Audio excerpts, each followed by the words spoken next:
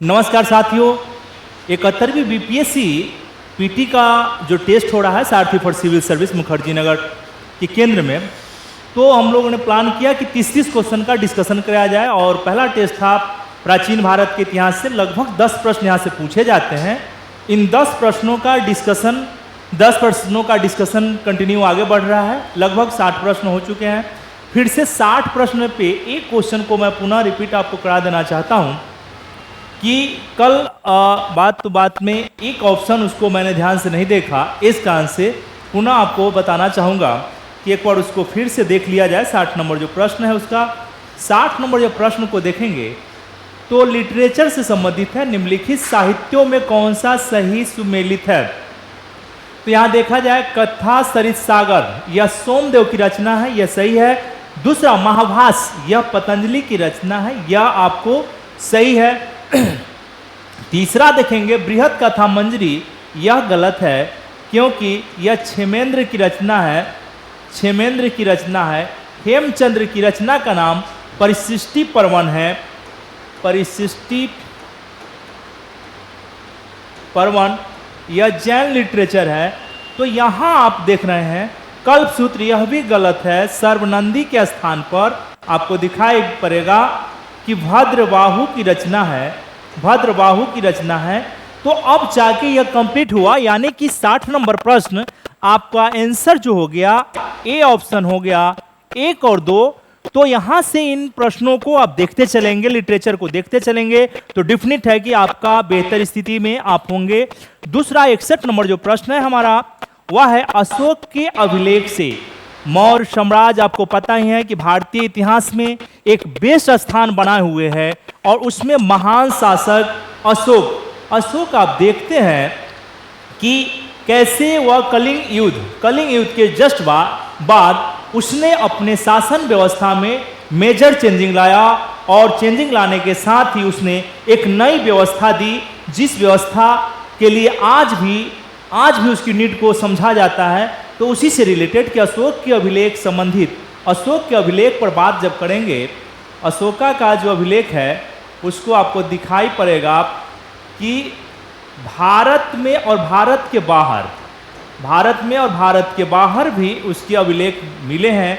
वह अभिलेख अफगानिस्तान और पाकिस्तान, भारत से बाहर आप देखते हैं, और नेपाल जो उस समय भारत का ही लगभग हिस्सा था, नेपाल में भी दिखाई पड़ेगा। और भारत में, तो भारत से मिले हुए सभी अभिलेख आपको प्राकृत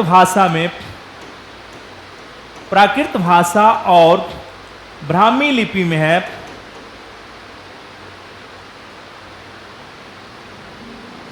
ब्राह्मी लिपि में आपको दिखाई पड़ेंगे। लेकिन भारत के जो बाहर है, पाकिस्तान में जो पाकिस्तान से प्राप्त अशोक के अभिलेख है वह खरोष्ठी लिपि में है। अफगानिस्तान से प्राप्त जो अभिलेख है द्विभाषीय अभिलेख है। इसमें यूनानी और अरेमाइक दोनों आपको दिखाई पड़ेंगे। तो इसी से रिलेटेड यह प्रश्न है। पाकिस्तान से प्राप्त अभिलेख प्राकृत भाषा तथा खरोष्ठी लिपि में है, राइट है। एग्जाम्पल स्वरूप आप देखेंगे शहबाजगढ़ी पेशावर डिस्ट्रिक्ट, मनसेहरा बृहद शिलालेख, यह जो है यह हजारा डिस्ट्रिक्ट पाकिस्तान में है। शहबाजगढ़ी आपको पेशावर डिस्ट्रिक्ट है, पेशावर जिला है।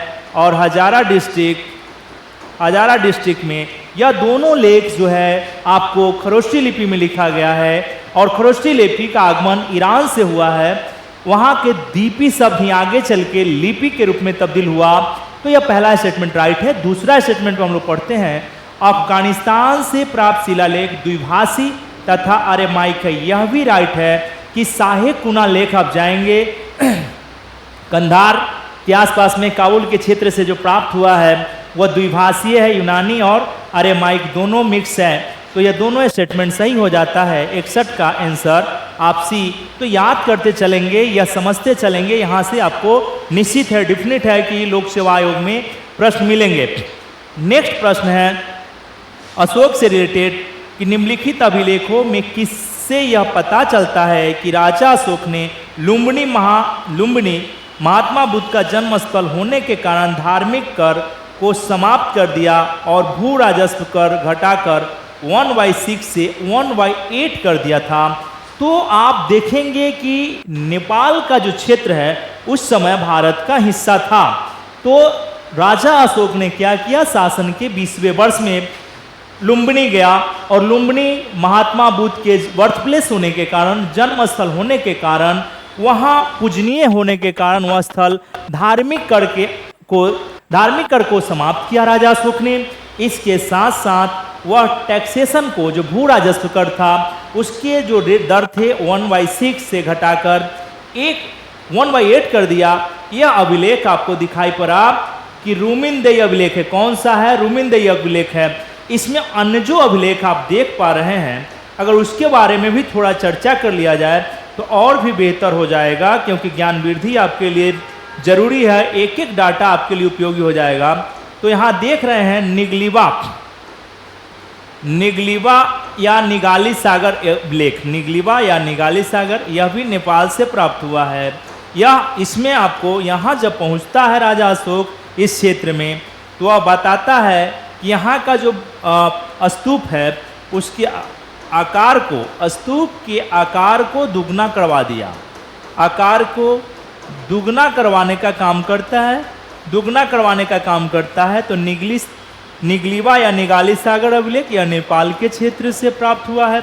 यह इसके बारे में जानकारी देता है कि जब यहाँ राजा अशोक पहुँचता है तो उसने महात्मा बुद्ध के स्तूप को दुगना आकार को बड़ा कराने का काम करता है। भब्रू शिलालेख, यह भब्रू शिलालेख जो है आपका भब्रू राजस्थान के क्षेत्र में है, और यह राजस्थान का क्षेत्र आपको दिखाई पड़ेगा कि इसी अभिलेख में राजा अशोक अपने को मगधाधिराज कहा है, मगधाधिराज, और बुद्ध धम्म संघ में आस्था प्रकट करता है। बुद्ध धम्म और संघ में आस्था प्रकट करने का काम करता है।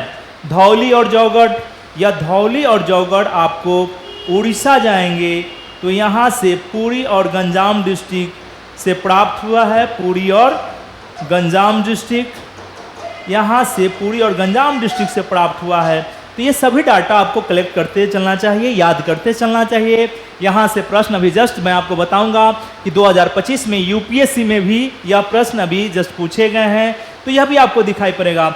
नेक्स्ट प्रश्न जो हमारा है वह प्रश्न है कि निम्नलिखित किस अभिलेख में कलिंग युद्ध का चर्चा मिलता है। तो देखें, कलिंग युद्ध का चर्चा इसमें 10वां नहीं है, 11वां भी नहीं है, 12वां नहीं है, क्योंकि 13वें शिलालेख में उसकी चर्चा, कलिंग युद्ध की चर्चा किस शिलालेख में है? तो 13वां शिलालेख जब कलिंग पे शासन के 8वें वर्ष में राजा अशोक ने क्या किया? राजा अशोक ने कलिंग को जीतने की इच्छा प्रकट की। तो शासन के 8वें वर्ष में, शासन के 8वें वर्ष 261 बीसी में कलिंग पर चढ़ाई की, कलिंग पर आक्रमण किया था, जिसमें लाखों लोग मारे गए, 1.5 लाख लोग के आसपास में घायल हो गए, और कई लाख लोगों को युद्ध बंदी बनाकर पाटलिपुत्र लाया गया और उन्हें राजकीय भूमि, जो सीता भूमि था, उसके कार्य में लगा दिए गए थे। तो आपको दिखाई पड़ेगा कि यह जानकारी राजा अशोक के द्वारा खुदवाए गए जो शिलालेख है 13वें शिलालेख से प्राप्त होता है। तो यह भी डाटा आपको याद रखना चाहिए। नेक्स्ट प्रश्न है कि अशोक के अभिलेख में कौन सही नहीं है? वह शिलालेख और क्षेत्र दिया गया है कि राजा अशोक द्वारा स्थापित लगभग 50 ऐसे स्थल है जहां से प्राप्त हुए हैं उसके अशोक के अभिलेख, बृहद शिलालेख, लघु शिलालेख और स्तंभ लेख। तो यहाँ से कौन कौन से जगह है जहाँ से प्राप्त हुआ है, उसमें कौन सही है और कौन सही नहीं है, ये आपको ध्यान रखना है। तो मस्की दिया हुआ आंध्र प्रदेश, बबरू राजस्थान, लौड़िया नंदनगढ़ बिहार और सोपारा महाराष्ट्र। तो आप इसमें देखेंगे एज ए लोकेशन, तो आपको एक मैप पे बता रहा हूँ कि आंसर तो यहाँ गलत है, जो पहला गलत है मस्की शिलालेख आंध्र प्रदेश में न होकर यह अगर कर्नाटक हो जाता तो यह सही हो जाता, लेकिन यहाँ क्या है, आंसर गलत है। तो जरा मैप पे देखेंगे तो आप ऐसे भी सजा के रख सकते हैं, क्योंकि याद करना होता है तो मैप का सहारा लेना चाहिए। इससे क्या होता है कि आप आसानी से कोई चीज़ों को लंबे समय तक याद रख सकते हैं, याद रख सकती हैं। तो ये एरिया है आपका कि कर्नाटक तक का हिस्सा राजा अशोक के शासनकाल में था। मस्की शिलालेख यही स्तंभ लेख, इसमें राजा अशोक का नाम सर्वप्रथम इसी में अशोक आया है, तो यह ध्यान रखना है, अशोक आया। एक तो ये था भब्रू शिलालेख, यह राजस्थान के हिस्सा में भब्रू शिलालेख मिलेंगे आपको। भब्रू शिलालेख राजस्थान, यह लोकेट कर लिया जाए राजस्थान। और यह नंदनगढ़ वाला जो एरिया है यह आपको चंपारण, वेस्ट चंपारण बिहार में है, तो बिहार पश्चिमी चंपारण का हिस्सा हो गया। पश्चिमी चंपारण यहाँ याद रखने का काम करेंगे। इसके अलावा इसमें दिया गया है सोपारा, यह महाराष्ट्र के हिस्से से प्राप्त हुआ है, बृहद शिलालेख है। सोपारा अभिलेख महाराष्ट्र से प्राप्त हुआ है, महाराष्ट्र से। तो यह आप ऐसे लोकेट करके रख लेंगे तो निश्चित है कि आपके लिए यह कारगर हो जाएगा। तो यहाँ पे 64 नंबर प्रश्न हम लोगों ने अभी जस्ट देखा। 64 प्रश्न के जस्ट बाद 65 नंबर प्रश्न को देखते हैं। 65 नंबर प्रश्न में लिखा है कि मौर्य प्रशासन, एडमिनिस्ट्रेशन ऑफ मौर्य के संदर्भ में शेड्यूल 1 और शेड्यूल 2 को सम्मिलित करना है। कौन राइट है, कौन राइट किसके सामने जुड़ा हुआ है, तो देखा जाए यहाँ पे तो सन्निधाता यानी कि सन्निधाता उस दौर में कोषाध्यक्ष का काम करता था। समाहर्ता जो है यहाँ पे वार्षिक बजट तैयार करता था। समाहर्ता आज भी समाहरणालय होता है, या आपको वार्षिक बजट तैयार करना, टैक्स लगाने का भी कार्य करता था। यह आपको दिखाई पड़ रहा होगा व्यवहारिक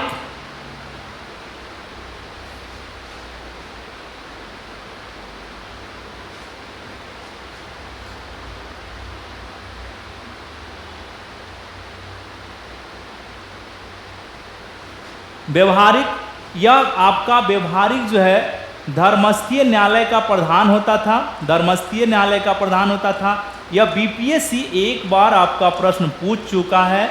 कंटक शोधन भी पूछा है बीपीएससी ने। कंटक शोधन का जो हेड होता था प्रदेष्टा कहलाता था। तो आप देख पा रहे हैं कि दूसरा, पहला, चौथा और तीसरा आंसर आपका सही हो जाता है। तो इसको याद कर लें कि सन्निधाता का क्या काम था, समाहर्ता का क्या काम था, व्यवहारिक का क्या काम था और प्रादेष्टा का काम क्या था। बस इतना आपको याद रखना है। तो कोई भी पूछे कि सन्निधाता कोषाध्यक्ष, समाहर्ता आर्थिक बजट तैयार करना, टैक्स लगाना, व्यवहारिक धर्मस्थीय न्यायालय और प्रादेष्टा जो कंटक शोधन दीवानी न्यायालय था उसका आपको हेड होता था। तो यहाँ पे आपको मैचिंग क्लियर हो गया होगा। 65 नंबर प्रश्न।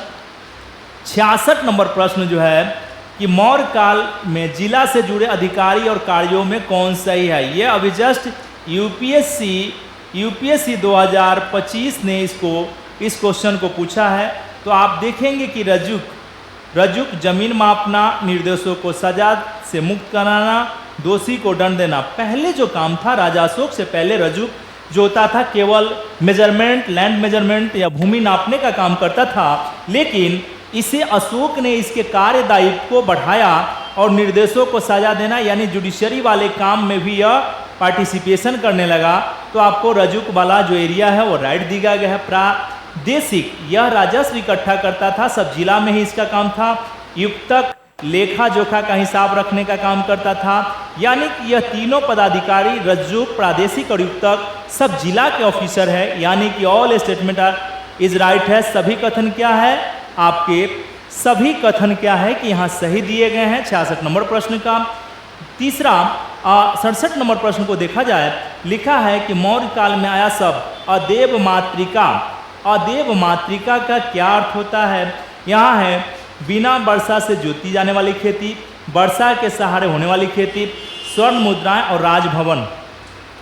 तो यहाँ पे आपको दिखाई पड़ रहा है आंसर इसका हो जाएगा बिना वर्षा से जोती जाने वाली खेती, जहाँ बिना वर्षा के ही अच्छा खेती होती थी, उसे हम अदेव मातृका कहते थे। यानी कि यह आपको टैक्स बता रहा है। कौन सा टैक्स है? तो टैक्स है आपको कौटिल्य का अर्थशास्त्र, वहाँ पे आया हुआ है, तो आप इसको अदेव मातृका को याद कर लेंगे। नेक्स्ट प्रश्न है 68 नंबर।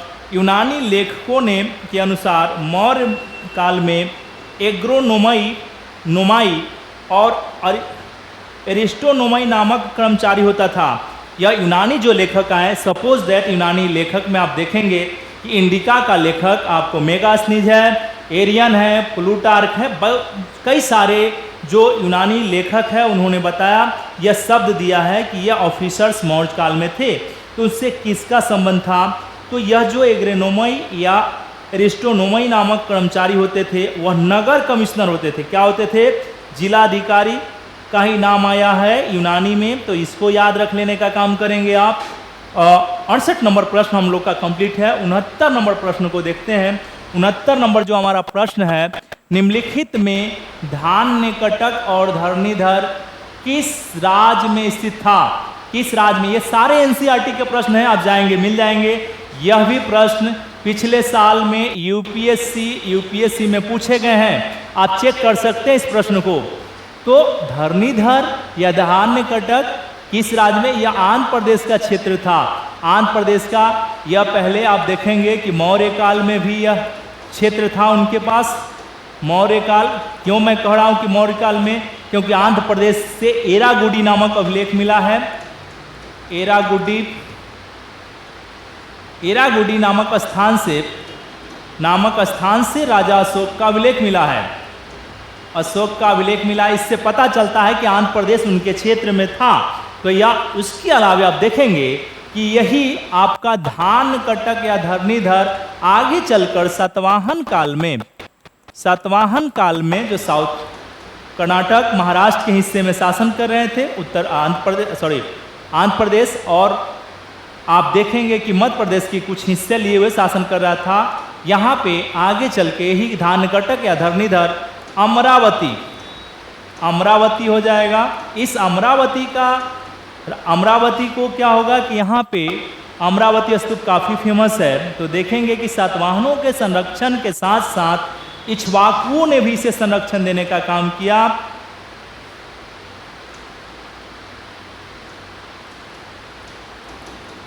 इक्ष्वाकु वंशों ने भी इसे संरक्षण देने का काम किया है, इस अमरावती को। सातवाहन और इक्ष्वाकु, तो यहाँ से भी प्रश्न ऑलवेज पूछे जा चुके हैं, तो यह क्लियर हो गया होगा। अगर नेक्स्ट प्रश्न है 70 नंबर जो प्रश्न है, वह प्रश्न है मौर्यकालीन प्रमुख नगरों में सही सुमेलित करने कि कौन कौन से नगर कहाँ कहाँ थे मौर्य काल में। तो भीटा उत्तर प्रदेश, यह सही है, आपको दिखाई पड़ रहा होगा कि यह प्लेस मौर्य काल में थे। चंद्रकेतुगढ़, यह भी बंगाल वाला हिस्सा में था, यह भी सही है। रोपर पंजाब, यह भी सही है, पंजाब के क्षेत्र में रोपर था मौर्य काल में। ये सारे प्लेस उस समय अपने अपने उपलब्धियों के लिए जाने जाते थे, इसलिए स्टेटमेंट आपका 70 नंबर का सभी प्रश्न यहाँ सही दिए गए हैं। देखते हैं हम लोग 71 नंबर प्रश्न को। 71 नंबर जो प्रश्न है वह लिखा हुआ है, निम्नलिखित प्राचीन भारतीय अभिलेख में कौन एक में खदानों को देश में संकट के समय में उपयोग हेतु सुरक्षित रखने के बारे में प्राचीनतम शाही आदेश है, सरकार का आदेश है। कौन सा ऐसा अभिलेख था जिस समय बताया जा रहा था कि मौर्य काल में जो अकाल पड़ रहे थे, उन्हें अकाल से अपने देश की प्रजा को बचाने के लिए शासक ने क्या किया कि अभिलेख खुदवाया और अन्न को पीडीएस सिस्टम को मजबूत करने के लिए काम किए हुए हैं। तो यहाँ पता चला कि लोक कल्याणकारी राज्य की अवधारणा पहले प्राचीन काल में भी है, आज भी आप देखते हैं कि 80 करोड़ आबादी को क्या होता है कि पीडीएस सिस्टम के माध्यम से अभी अनाज या राशन उपलब्ध कराया जा रहा है कि ताकि देश की जनता को किसी तरह की समस्या का सामना न करना पड़े। जो फूड क्या है, एक बेसिक नीड है। तो यहाँ पे राजा मौर्य टाइम की बात हो रहा है। इसमें लिखा हुआ मनसेहरा लेख, सोगौड़ा अभिलेख, ताम्रपत्र लेख, महास्थान पाषाण लेख और जूनागढ़ अभिलेख। ठीक है, ये देखते हैं कि कौन कौन सा। तो एग्जैक्ट आंसर की और बात करेंगे तो सोगौड़ा ताम्रपत्र लेख, या उत्तर प्रदेश के यूपी के गोरखपुर से मिला है, गोरखपुर में। इसमें पीडीएस सिस्टम यानी कि खाद्यान्न संकट को असुरक्षित रखने की बात चंद्रगुप्त मौर्य करता है। दूसरा महास्थान लेख, यह महास्थान लेख जो है यह आपको बांग्लादेश के बोगरा डिस्ट्रिक्ट, बोगरा जिला के महास्थान के पास लगाया गया था, महास्थान के पास लगाया गया था। यह पाषाण अभिलेख है। इसी दोनों अभिलेख से पता चलता है कि मौर्य काल में पीडीएस सिस्टम की व्यवस्था की गई थी, यानी कि शाही आदेश खुदवाया गया था खाद्यान्न को सुरक्षित रखने के लिए। यहाँ तक क्लियर हो गया होगा। तो यानी कि बी और सी, यहाँ पे ऑप्शन बी है आपका, बी और सी यहाँ पे देख लीजिए, ऑप्शन क्या हुआ, बी हो गया।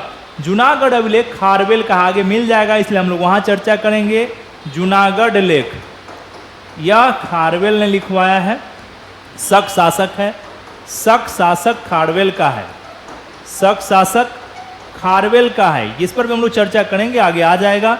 अभी हम लोग चैप्टर बाय चैप्टर जो प्रश्न है उसको देखते चलते हैं। नेक्स्ट प्रश्न है आपका बिंदुसार के संदर्भ में।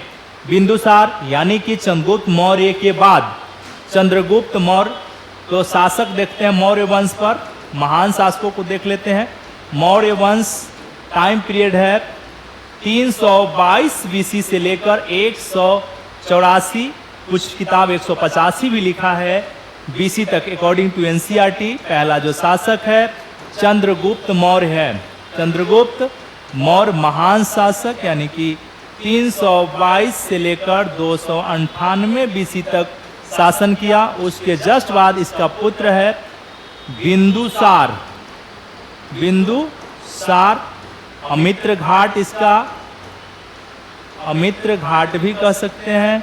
यह आपको 298 बीसी से लेकर आपको 273 बीसी तक, 73 बीसी तक शासन किया। इसके जस्ट बाद 4 साल इंटरनल डिस्टर्बेंस था, आंतरिक संघर्ष था। उसके बाद फिर आप 69 में देखेंगे, 69 में देखेंगे कि 269 बीसी में आप 269 से 32 बीसी तक कि राजा अशोक शासन करते हुए देखेंगे। तो वह दूसरा शासक है बिंदुसार यानी अमित्र घाट, जिसके बारे में यह स्टेटमेंट आया है कि बिंदुसार आजीवक सन्यासी बिंदुसार की सभा में रहते थे। राइट है, यह स्टेटमेंट क्या है, सही है। आजीवकों के लिए ही आप देखेंगे कि राजा अशोक ने क्या किया, गया के बराबर पहाड़ी में आप देख पाते हैं कि उसने गुफा दान दिया था गया के बराबर पहाड़ी में, और साथ साथ बराबर पहाड़ी के साथ साथ नागार्जुनी पहाड़ी में भी आप देख पाते हैं कि वहाँ भी गुफा दान मिलता है। वह गुफा राजा अशोक का पौत्र है दशरथ, उसने देने का काम किया था। तो यह दोनों चीज आपको दिखाई पड़े। पहला स्टेटमेंट है कि आजीवक सन्यासी बिंदुसार के सभा में रहते थे। राइट है। अवंती राष्ट्र का राजा अशोक को बनाया गया था, अवंती राष्ट्र का, यह भी राइट है आपका। दूसरा स्टेटमेंट भी राइट है। तक्षशिला में विद्रोह का दमन अशोक ने किया। राइट है, क्योंकि जब तक्षशिला में विद्रोह हुआ तो सर्वप्रथम सुसीम को भेजा गया था, लेकिन वह सफलता नहीं मिल पाया। जिसके बाद शासक बिंदुसार ने कहा अपने पुत्र अशोक को कि आप जाइए और उन विद्रोह का दमन करने का काम करें। तो उसके बाद राजा अशोक ने विद्रोह का दमन किया। वहाँ के प्रजा ने राजा अशोक से कहा कि हम दुष्ट महामात्यों के खिलाफ हम क्या कर रहे हैं कि विद्रोह कर रहे हैं, हम राजा के खिलाफ नहीं हैं। लेकिन राजा अशोक ने उनकी समस्याओं को सुना और सॉर्ट आउट करने का काम किया, जिसका प्रतिफल क्या रहा कि यह विद्रोह समाप्त हुआ।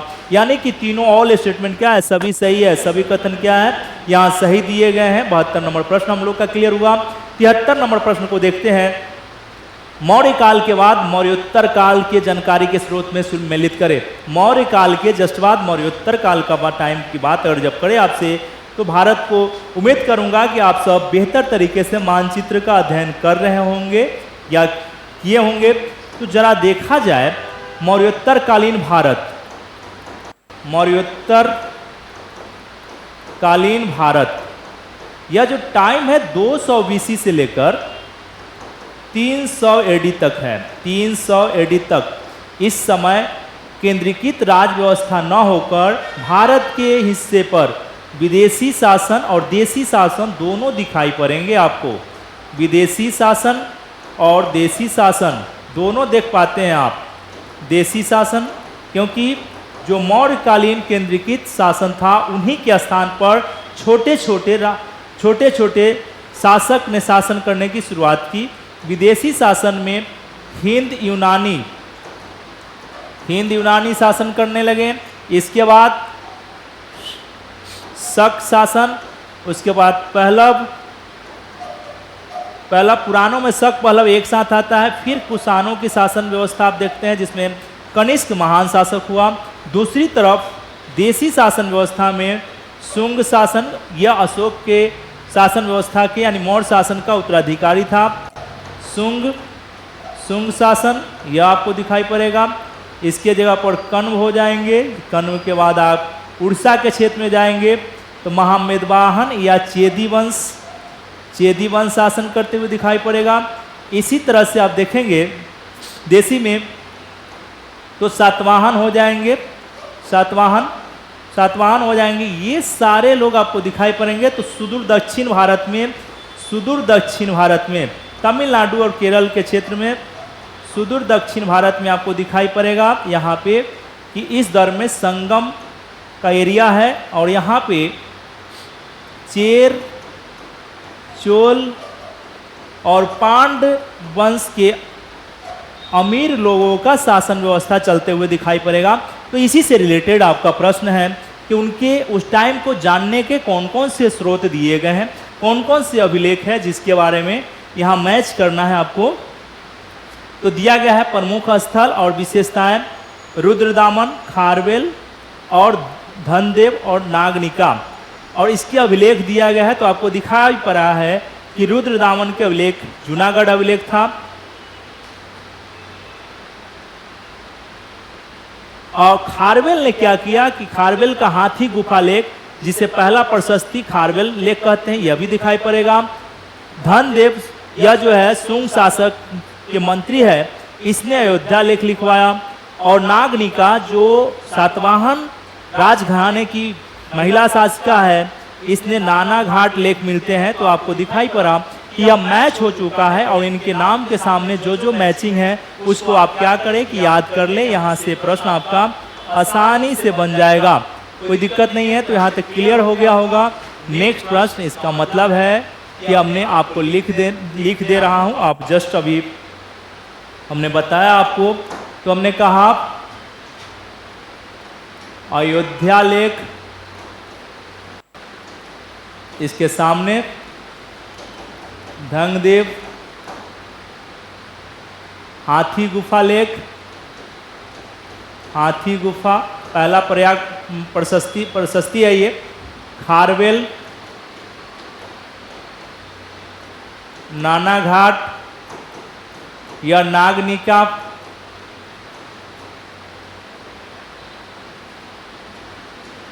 नागनिका का है, नागनिका का है। और जूनागढ़ अभिलेख, यह आपको रुद्रदामन शासक रुद्रदामन का, इसमें क्या फीचर है हम आगे बात करेंगे।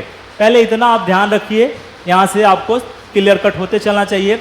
नेक्स्ट प्रश्न है 74 नंबर प्रश्न। भारत का वो कौन सा शासक था जिसने समय में यवन राजदूत हेलियोडोरस भारत आया था और भागवत धर्म को स्वीकार किया। देखिए भागवत धर्म से संबंधित जो अभिलेखीय साक्ष्य है पहली बार आपको यही दिखाई पड़ेगा।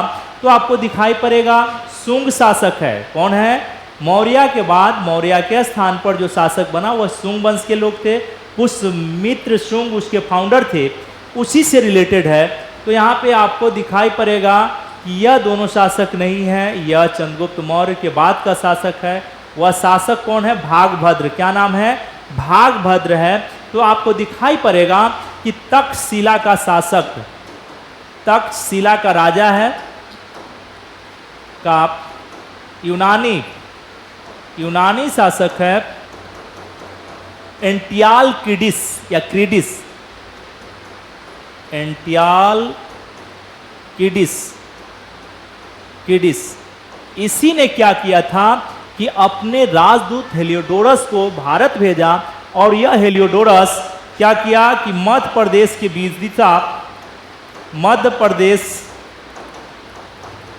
विदिशा पहुंचा। इसे विदिशा अभिलेख भी कहते हैं। और यहीं पे आपको दिखाई पड़ेगा कि जो गरुड़ है वह भागवत यानी विष्णु के सवारी के रूप में जाना जाता है। तो गरुड़ स्तंभ लगाया मध्य प्रदेश के विदिशा में, और आपको दिखाई पड़ेगा कि वह उसने भागवत धर्म को स्वीकार कर लिया। तो कोई भी आपसे पूछता है कि भारत में भागवत धर्म का प्रथम अभिलेखीय साक्ष्य कहाँ से मिलता है, तो मध्य प्रदेश के विदिशा में। कौन सा शासक है उस समय हमारे पास, तो भागभद्र है। कौन है, भागभद्र है, वह शुंग शासक है। और किसने भेजा था हेलियोडोरस को, तो बताना है कि तक्षशिला का शासक एंटियालकिडिस है। इसी ने अपना राजदूत बनाकर भारत भेजने का काम किया था। तो यहाँ से ये चीज़ें आपका क्लियर हो गया होगा, कोई दिक्कत नहीं है। अगला जो प्रश्न है कि भारत में वह कौन सा वंश या शासक है जिसने सर्वप्रथम लेख युक्त सिक्के जारी किया था। लेख युक्त सिक्का जारी करने वाला, देखिए इसमें ऑप्शन है पहलव गलत हो गया, शक गलत हो गया, कुषाण गलत हो गया, और लास्ट में इसमें कोई नहीं बचा। इसका मतलब है कि इसका राइट आंसर होगा हिंद यूनानी। क्या हो गया, हिंद यूनानी शासकों ने ही आपको दिखाई पड़ा कि सर्वप्रथम लेख युक्त चित्र युक्त सिक्का जारी किया था। इसमें आप देखेंगे कि भारत से बाहर मीनांडर मिलिंद प्रश्न जिसके पुस्तक है मीनांडर, इसने भारत से बाहर आपको दिखाई पड़ा कि सोने का सिक्का जारी किया था। सोने का सिक्का जारी किया था मीनांडर ने। आगे और पूछेगा कि भारत में कुषाण शासकों में देखेंगे भीम कटफाइसिस या कटफिसस प्रथम ने क्या किया था कि सोने का सिक्का चलाया था जो भारत से मिलता है। वो सिक्कों को जो आप देखेंगे हिंद यूनानी या कुषाणों के इतिहास लिखना होता है, तो उसमें आप देख पाते हैं कि उनके जो सिक्के हैं उसको आधार बनाया जाता है, उसमें शासक का चित्र बना हुआ है, किस शासक द्वारा जारी किया गया यह भी। तो यहाँ से क्लियर हो गया कि भारत में वह पहला वंश कौन है, हिंद यूनानी शासक है जिसके सिक्के लेखयुक्त थे। तो ये क्लियर हो गया 75 नंबर प्रश्न। 76 नंबर प्रश्न को देखते हैं। 76 नंबर प्रश्न है कि सही कथनों का चयन करें। हिंद यूनानी शासकों ने हेलेनिस्टिक आर्ट नामक कला का प्रचलन भारत में उत्तर पश्चिम क्षेत्र में किया। राइट है, क्योंकि यही हेलेनिस्टिक आर्ट आगे चलकर क्या होगा कि आप देख पाएंगे कि उत्तर पश्चिम क्षेत्र में गांधार के क्षेत्र में जो कला विकसित हुई, गांधार कला के लिए मानक बनाने का काम करेगा, यह भी राइट है। दूसरा कि उज्जैन के राजा ने 57 बीसा पूर्व में शकों को पराजित कर विक्रमादित्य की उपाधि धारण की। राइट है यह भी। तो आपको एक डाटा दे देता हूं कि उज्जैन का अज्ञात शासक ने ही सर्वप्रथम 57 बीसी में विक्रम संवत जारी किया था। 57 बीसी में यह मध्य प्रदेश का या उज्जैन का अज्ञात शासक है। कौन है, अज्ञात शासक प्रथम विक्रमादित्य, इसको कहेंगे आप प्रथम विक्रमादित्य। अंतिम विक्रमादित्य 14वां विक्रमादित्य कौन होगा, हेमचंद्र। तो वह अंतिम विक्रमादित्य है। और 14 विक्रमादित्य में सबसे महान विक्रमादित्य चंद्रगुप्त द्वितीय गुप्त शासक है। और यह आपको विक्रम संवत चलाने का काम किया था 57 बीसी में। इसी तरीके से एक और क्वेश्चन पूछा जाता है 78 एडी में आपको शक संवत जिसे भारत सरकार ने अभी भी अडॉप्ट किया है, उसे आपको दिखाई पड़ेगा। इसे कनिष्क ने चलाया था, यानी कुषाण शासक कनिष्क के द्वारा जारी किया गया था। तो यह भी डाटा आपको याद रखना चाहिए, यानी कि दोनों स्टेटमेंट क्या है, यह राइट है, इसको याद कर लीजिए। आपके अगर यहाँ से प्रश्न पूछे जाएंगे तो आप आसानी से सॉल्व आउट करेंगे। नेक्स्ट प्रश्न है 77 नंबर प्रश्न। यह कहता है कि निम्नलिखित राजवंशों में किस वंश ने सर्वाधिक चांदी के सिक्के जारी किए। चांदी के सिक्के सर्वाधिक किसने जारी किया, तो हिंद यूनानी। तो मैंने अभी जस्ट कहा था कि लेखयुक्त सिक्का जारी किया, लेकिन चांदी के सिक्के इसमें उतने क्वालिटी के जारी नहीं कर पाए। तो यह भी नहीं है, इसका पहला भी नहीं है, कुषाण भी नहीं है, शक है। शक इसलिए है कि शक 5 शाखा में आए थे। शक कितने थे यह आपको दिखाई पड़ेगा कि शक पर डिटेल बात किया जाए तो लंबा हो जाएगा। क्योंकि यह मंगोलिया के क्षेत्र में या मध्य एशिया के क्षेत्र में कबीलाई समाज के लोग थे, और यह क्या होता था कि पशुपालक थे और चीन के तरफ हमेशा आक्रमण करते थे, लेकिन चीन के बल या दीवार बनने के कारण यह भारत की तरफ बढ़े और हिंद यूनानियों को वहाँ से अफगानिस्तान के क्षेत्रों से हटाया या दबाव बनाने का काम किया। उसके बाद यह अफगानिस्तान में बस गए, पाकिस्तान में बसे, पाकिस्तान के साथ साथ मध्य प्रदेश के हिस्सा में, मध्य प्रदेश के साथ साथ आपको दिखाई पड़ेगा एक शाखा मथुरा में, और लास्ट एक शाखा आप देखेंगे कि नासिक के क्षेत्र में यह 5 शाखा में आए हुए थे। तो इनके पास यह चांदी के रूट पर थे। चांदी के रूट पर होने के कारण शकों के पास चांदी का आवागमन बना हुआ था, इसलिए सबसे ज़्यादा चांदी का सिक्का जारी करने वाला कोई राजवंश था भारत में तो वह शक थे। तो यह भी याद कर लिया जाए, क्योंकि इस तरह के प्रश्न काफ़ी पूछे जाते हैं। 78 नंबर प्रश्न को देखते हैं। तो 78 नंबर प्रश्न क्या है? निम्नलिखित में कौन सा कथन सही है? स्टेटमेंट है, शक शासक रुद्रदामन ने चंद्रगुप्त मौर्य निर्मित सुदर्शन झील का निर्माण कराया। राइट है। यह स्टेटमेंट क्या है? राइट है। हम सुदर्शन झील पर चर्चा करेंगे। दूसरा कि रुद्रदामन संस्कृत प्रेमी था और इसने संस्कृत में जूनागढ़ अभिलेख खुदवाया। संस्कृत का पहला अभिलेख खुदाने वाला भारतीय नहीं है, यह विदेशी है और शक शासक है। रुद्रदामन है 150 AD में खुदाया, इसलिए दूसरा स्टेटमेंट भी सही है। तीसरा स्टेटमेंट देखते हैं कि क्या लिखा गया है। तीसरा स्टेटमेंट है कि पहलव शासक गुणांदो फर्नीज, क्या लिखा हुआ है? गुणांदो फर्नीज के शासनकाल में संत थॉमस ईसाई धर्म के प्रचार करने के लिए भारत आया था। यानी कि तीनों स्टेटमेंट सही है। तीनों स्टेटमेंट सही है, यानी कि यह सभी स्टेटमेंट सही है। जब सभी स्टेटमेंट सही है तो पहले हम थोड़ा सा आपको ब्रीफ कर देते हैं सिक्कों के इतिहास के साथ साथ। जब आगे बढ़ते हैं, सुदर्शन झील, सुदर्शन झील, सुदर्शन झील पे आपको पहला याद क्या रखना चाहिए आप सबको कि इसका जो निर्माता है, निर्माण करता है, यह चंद्रगुप्त मौर्य है। चंद्रगुप्त मौर्य। यह झील है कहाँ? गुजरात के सौराष्ट्र प्रांत में, गुजरात के सौराष्ट्र प्रांत में है। ठीक है। इसके उस समय चंद्रगुप्त मौर्य के समय जिस समय निर्माण हो रहा था, यहाँ का गवर्नर है पुष्यगुप्त। पुष्यगुप्त। दूसरा आपको याद रखना है सुदर्शन झील से रिलेटेड कि राजा अशोक ने यहीं से नहर का निर्माण किया, आगे बढ़ाया। नहर का निर्माण, यह भी याद रखना है, नहर का निर्माण, तथा सौराष्ट्र प्रांत का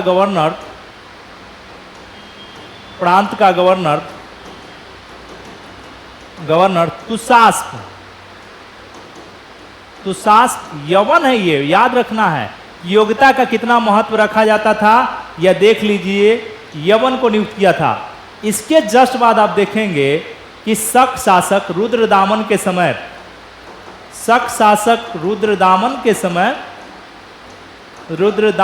समय क्या हुआ कि बाढ़ आने के कारण बांध क्षतिग्रस्त हो गया। इसलिए शक शासक रुद्रदामन ने क्या किया कि बगैर जनता पर टैक्स लगाए, टैक्स नहीं लगाया जनता पर, और इस बांध का जीर्णोद्धार कराया।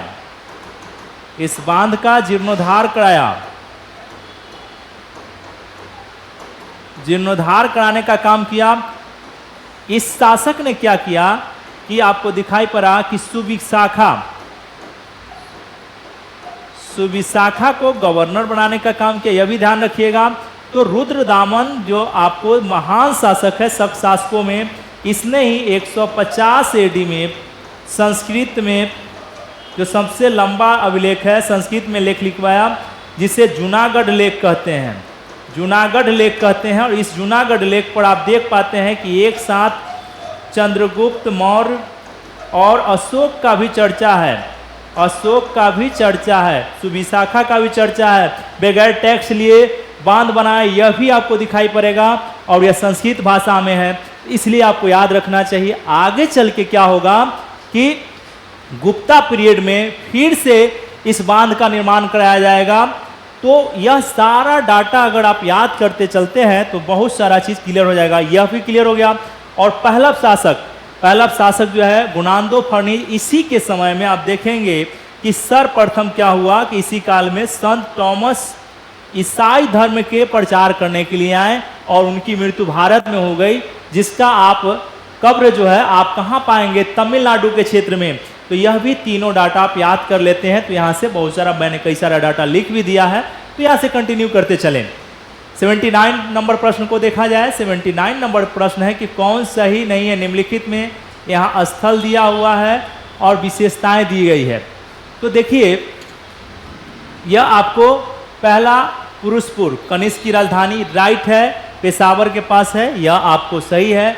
बेग्राम यहाँ बुद्ध की मूर्ति मिला है। बेग्राम क्या है, पाकिस्तान में नहीं है, गलत हो गया। यहाँ अगर अफगानिस्तान कर दिया जाए, अफगान या अफगानिस्तान कर दिया जाए तो सही हो जाता। मथुरा यह सही है, यह आपको यह वाला दूसरा स्टेटमेंट गलत है। यहाँ पर अफगानिस्तान, बेग्राम की जगह पाकिस्तान न करके अगर अफगानिस्तान होता तो राइट हो जाता। मथुरा कनिष्क का दूसरी राजधानी थी, यह सही है। यह आपके कई बार प्रश्न पूछे गए हैं, यानी कि पहला और तीसरा स्टेटमेंट सही है। पहला और तीसरा स्टेटमेंट आंसर क्या हो गया, डी हो जाता है 79 नंबर प्रश्न का। नेक्स्ट प्रश्न देखा जाए 80 नंबर प्रश्न, निम्नलिखित वंशों में किसने देवपुत्र की उपाधि धारण की। कौन सा वंश है, तो इस वंश में देखिए हिंद यूनानी दिया हुआ है, शक दिया हुआ है, पहलव और कुषाण दिया हुआ है। तो आप देखेंगे कि कुषाण शासकों ने क्या हुआ कि जिस प्रकार से चीन के शासकों ने उपाधि धारण किया था स्वर्गपुत्र नाम से, उसी तरीके से कुषाण वंश के शासकों ने क्या किया कि बाद के शासकों ने आपको देवपुत्र शाहानुशाही, ये सब एनसीईआरटी में मिल जाएंगे कि उपाधि धारण करने वाला वंश और शासक कौन था, तो कुषाण था। 80 नंबर प्रश्न हमारा कंप्लीट हो गया है। 81 नंबर प्रश्न को देखते हैं। निम्नलिखित में सही कथनों का चयन करें। जितना डाटा इसमें आपको कराया जा रहा है, अगर आप अच्छे से देखेंगे तो काफ़ी सारे डाटा अकॉर्डिंग टू एनसीईआरटी की जो पुस्तक है उसके कोड हिसाब पर बनाया गया है यह प्रश्न, और यहाँ से आपको डाटा कलेक्ट करते चलना चाहिए, रिवीजन करते चलना चाहिए, जिससे कि आप आसानी से 9 से 10 प्रश्न, क्योंकि आपको लगता होगा कि अरे प्राचीन भारत से 10 प्रश्न पूछता है, क्यों जरूरी नहीं। कई बार यूपीएससी देख रहे हैं कि कितना अभी कुछ सालों से मॉडर्न ना पूछकर सबसे अधिक प्राचीन भारत एंशिएंट इंडिया से ही प्रश्न पूछे जा रहे हैं। तो कोई ज़रूरी नहीं कि आप मॉडर्न का ही ज़्यादा प्रश्न पूछा जाएगा, सबको इक्वल दीजिए, उस चैप्टर पे अधिक फोकस रखा जाए जहां से कंटिन्यू बीपीएससी ने प्रश्न पूछा है। तो यहाँ से काफ़ी सारे डाटा का कलेक्शन, क्योंकि इस बार देखा गया है कि 70 बीपीएससी में 0.3 नंबर से भी कई सारे स्टूडेंट ऐसे मिले जिनका 0.3, 0.5 नंबर से वह पीटी रुक गया। नतीजा क्या है कि उनका 1 साल क्या होता है कि बर्बाद हो जाता है। तो यहाँ ध्यान रखने की जरूरत है। 81 नंबर, कुषाणों ने राज व्यवस्था में क्षत्रप प्रणाली चलाई। यह सही है कि कुषाणों ने क्षत्रप प्रणाली चलाई है, यह राइट है। दूसरा, कुषाणों ने अपनी शासन को द्वैध शासन, पहली बार आपको दिखाई पड़ रहा होगा द्वैध शासन। प्राचीन भारत में जब आप मानक कोई किताब पढ़ेंगे तभी जाकर पता चलेगा कि द्वैध शासन की शुरुआत प्राचीन भारत में हुआ है, पहली बार यहाँ द्वैध शासन दिखाई पड़ रहा होगा। दूसरा, आप ब्रिटिश पीरियड में जाएंगे तो द्वैध शासन की शुरुआत बंगाल से होगा, और बंगाल से होगा तो दूसरी बार वहां दिखाई पड़ेगा। तीसरी जो द्वैध शासन का शुरुआत देखते हैं 1919 के एक्ट में, यह तो 3 जगह आपको द्वैध शासन की व्यवस्था दिखाई पड़ेगा। लेकिन प्राचीन भारत में द्वैध शासन शुरू करने वाला व्यक्ति या वंश कौन था, तो वह कुषाण था, यानी कि दोनों स्टेटमेंट सही दिए गए हैं। तो यहाँ पे आपको याद रखना चाहिए। 81 नंबर प्रश्न को देखा जाए 91, कि भारत के महत्वपूर्ण विद्वानों का संबंध किससे था। पारस, वसुमित्र, नागार्जुन, चरक और अश्वघोष, यह सारे महान स्कॉलर किस वंश किस समय में थे। शक समय में, या ऑप्शन में है आपका गुप्त समय में, कुषाण के समय में और मौर्य पीरियड में। तो ध्यान रखा जाए कि शक के समय में नहीं है, गुप्ता के समय में भी नहीं है, मौर्य के समय में नहीं है, ये सब है किसके समय में, कुषाण और कनिष्क के समय में। कुषाण और कनिष्क के समय में मैंने कहा कि नागार्जुन देखिए महान शून्यवाद का प्रणेता है, यह भी आपको दिखाई पड़ेगा, यह बौद्ध धर्म से रिलेटेड है। प्राज्ञा परमिता इन्हीं की पुस्तक है। चरक, चरक संहिता लिखते हैं। अश्वघोष सौंदरानंद नामक पुस्तक लिखने का काम करते हैं। तो बुद्धचरित और सौंदरानंद जो पुस्तक है इन्हीं का है। ये सारे डाटा आप क्या करें, जो मैं बोल रहा हूँ बता रहा हूँ उसको क्या करें कि कलेक्ट करते चले, ध्यान रखते चले, तो यहाँ से काफ़ी प्रश्न क्लियर होते चला जाएगा। नेक्स्ट प्रश्न हम देखते हैं कि प्रश्न है कि निम्नलिखित कथनों में सही कथनों का चयन करें। निम्नलिखित कथनों में सही कथनों का चयन करें। कथन 1 है यूनानियों ने पर्दा यवनिका का प्रचलन शुरू कर भारतीय नाट्य कला के विकास में योगदान दिया। दूसरा स्टेटमेंट है चूंकि पर्दा यूनानियों का देन था इसलिए वह यवनिका के नाम से विख्यात हुआ। 2 स्टेटमेंट दिया गया है। देखिए स्टेटमेंट वाला क्वेश्चन में क्या होता है, आप यूपीएससी के प्रश्न को देखेंगे तो 3 स्टेटमेंट दिया जाएगा और उस आपसे पूछा जाएगा कि पहले स्टेटमेंट का 2 जो स्टेटमेंट है वह सही व्याख्या कर पा रहा है, सपोर्ट कर पा रहा है कि नहीं कर पा रहा है। इसमें रीजनिंग है। यहाँ आप अगर इस तरह के प्रश्न जब भी पूछे जाए तो क्योंकि और जैसे ही लगाएंगे, क्योंकि लगाने के बाद यह प्रश्न बन जाएगा। इसका मतलब क्योंकि यह कड़ा कि यूनानियों ने पर्दा का प्रचलन शुरू किया, भारतीय नाट्य कला के विकास में योगदान दिया। ठीक है, यह राइट स्टेटमेंट है। क्योंकि चूंकि पर्दा यूनानियों का देन था इसलिए वह यवनिका के नाम से विख्यात हुआ। जब यहाँ आ गया, यह यूनानियों का ही देन है, जो नाट्य कला में पर्दा चलता था प्रचलन में, वह उन्हीं का देन है, इसलिए इसका विख्यात यवनिका के रूप में हुआ। तो यहाँ जब आप बढ़ते हैं प्रश्न को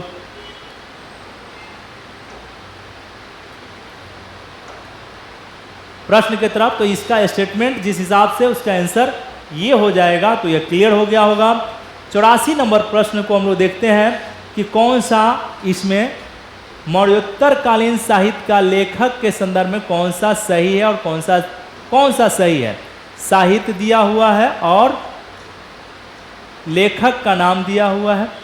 तो कामसूत्र पहला सामने लिखा है वसुमित्र लिखा हुआ है। चरक संहिता चरक लिखा हुआ है। नाट्यशास्त्र भरत लिखा हुआ है और गाथा सप्तसदी हाल लिखा हुआ है। इसमें कौन सा सही है? तो आपको पता है कि कामसूत्र वाला जो लिखा हुआ है मैचिंग, वह गलत दिखाई पड़ रहा है, क्योंकि कामसूत्र का रचना जो है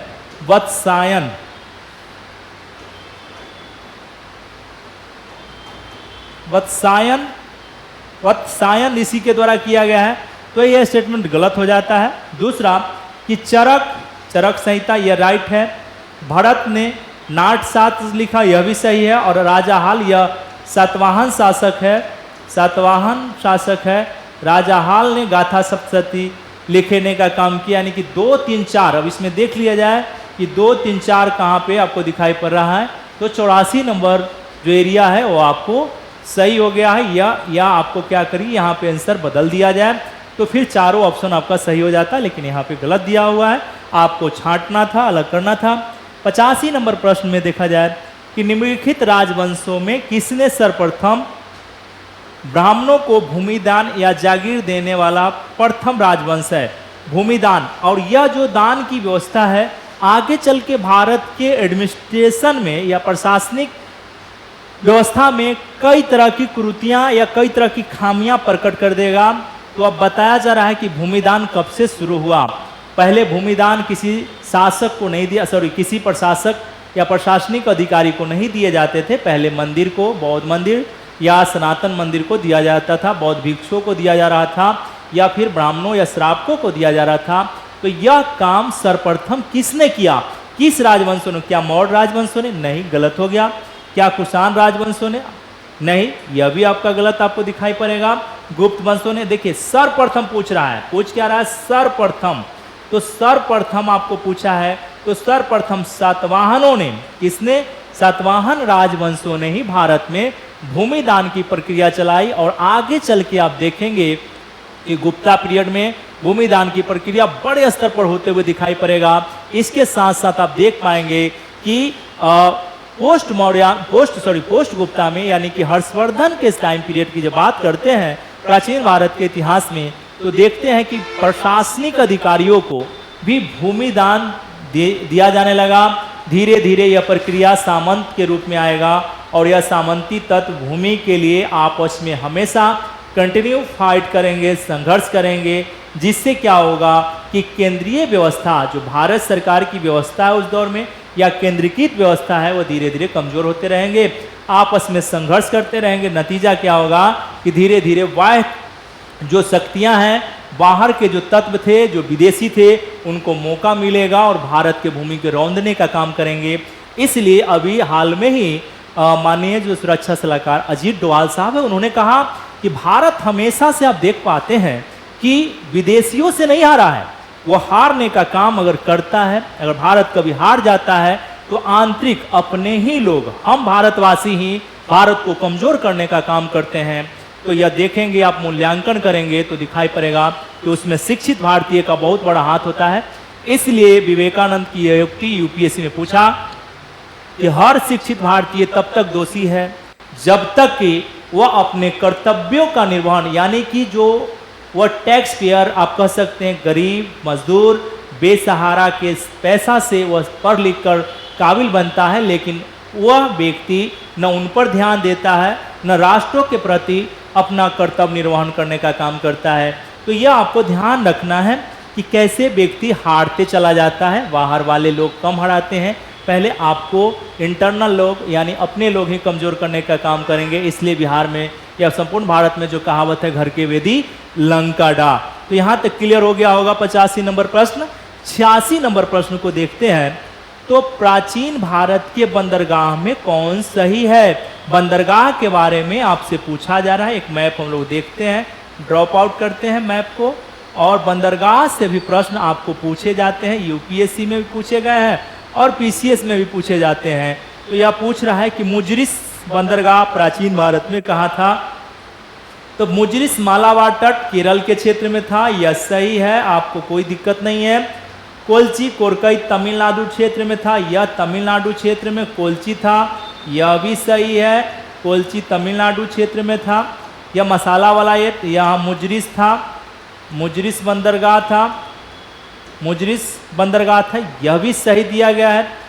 पुहार, पुहार जो बंदरगाह है, पुम पुहार, या जाके पुहार और पुम पुहार और मुजरिस सब यूपीएससी पूछे गए हैं, यहाँ से आप चेक कर सकते हैं। यह आंध्र प्रदेश में ना होकर गलत हो गया है, यह तमिलनाडु के क्षेत्र में था। तमिलनाडु पुहार या पुम पुहार चोलों की राजधानी हो जाएगी। तो यह एरिया पुहार कहाँ था? पुहार या कावेरी पत्तनम वाला क्षेत्र था। कहाँ था? कावेरी पत्तनम, कावेरी पत्तनम वाला क्षेत्र था। तो ये एरिया आपका गलत हो जाता है, यानी कि ऑप्शन के हिसाब से 1 और 2 आपका आंसर सही हो जाएगा। तो इसको ध्यान देने की आवश्यकता है। देखते हैं 87 नंबर प्रश्न में क्या है। निम्नलिखित नगरों में, मतलब टाउन में कौन सही नहीं है? कौन से नगर थे और किस वंश के समय में काफ़ी फेमस हुआ या फिर उसकी उपलब्धि रही? तो यहाँ पे वंश और नगर, वैशाली, यह वैशाली में आपको सामने कुषाण है, यह मतलब सही है, आपको दिखाई पड़ रहा होगा, सही दिखाई पड़ रहा होगा। उज्जैन शक के समय में,